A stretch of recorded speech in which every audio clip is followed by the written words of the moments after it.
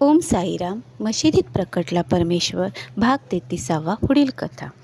विजयानंदाच्या मृत्यूने त्यावेळी शिर्डीत हजर असलेल्या विचारवंत भक्तांच्या मानसपटलावर वेगवेगळ्या प्रक्रिया उमटल्या. खापर्डे यांनी केवळ व्यावहारिक दृष्टीने याकडे पाहिलं.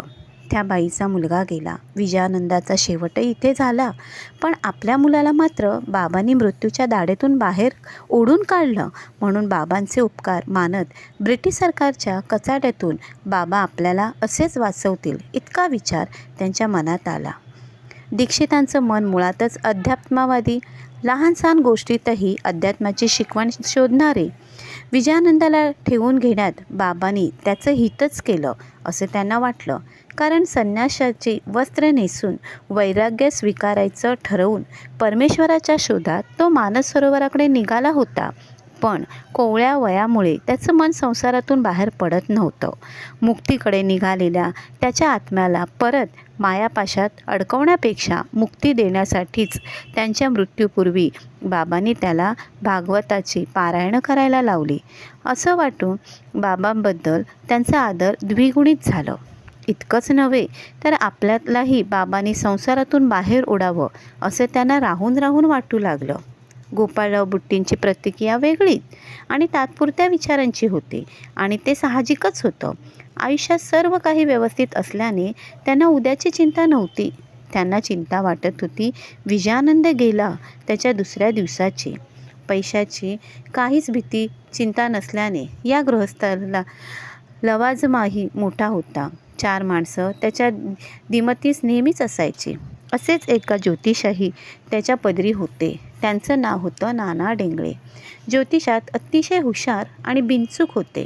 बुट्टींना ते रोजच्या रोज भविष्य सांगून मार्गदर्शन करत. विजयानंद गेल्याच्या दुसऱ्या दिवशी उद्या तुम्हाला हे गंडांतर आहे असं भविष्य त्यांनी बुट्टींना सांगितलं.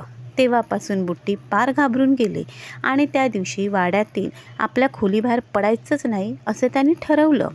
दुसऱ्या दिवशी त्यांच्याशिवाय इतर भक्त मंडळी मशिदीत बसलेली असताना मुंबईत बांद्रा येथे राहणारे रघुनाथराव तेंडुलकर आपल्या पत्नी सावित्रीबाई यांच्यासह बाबांच्या दर्शनाला आले. बाबांचे ते एक निष्ठावंत भक्त असून नोकरीमुळे शिर्डीला वारंवार येत नसत तरी अधूनमधून ते आपल्या कुटुंबियांना बाबांकडे पाठवत असत. त्यांनी बाबांच्या अनेक लीला भजनावली नामक एक पुस्तकही लिहून प्रसिद्ध केले होते. त्यामुळे बाबांची कीर्ती पसरण्यास बरीच मदत झाली होती. बाबांचं या कुटुंबावर फार प्रेम होतं.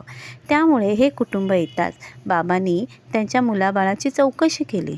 तेव्हा सावित्रीबाई म्हणाल्या, बाबा, आता ह्यांना काळजी पडली आहे भविष्याची.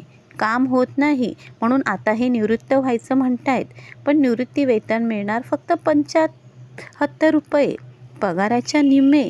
कसं भागेल त्यात आमचं? अगं घाबरू नकोस माय साहेब, त्याला महिना 100 देणार आहे आणि मी त्याला वर 10 द्यायला लावीनच बस.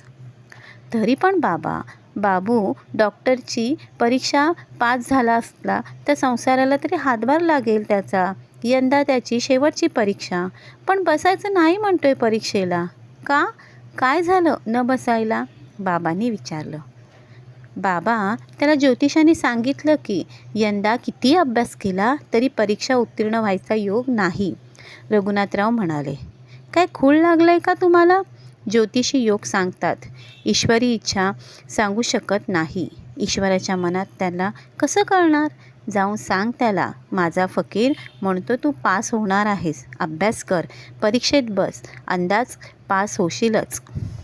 बाबांचं बोलणं ही काळ्या दगडाची रेख हे तेंडुलकर ओळखून होते. म्हणून ते पुढे काहीच बोलले नाही. त्यांच्या दोन्ही समस्या सहज सुटल्या होत्या. बाबाच पुढे म्हणाले, या ज्योतिषाची आणखीन एक गमत ऐक. हा इथे नाना डेगळे बसलाय ना समोर, शिर्डीत येऊन ज्योतिष सांगत बसतो सगळ्यांना. त्या बुट्टीला म्हणाला, आज तुझ्यावर गंडांतर आहे आणि तो खुळाही कोंडून बसलाय वाड्यात.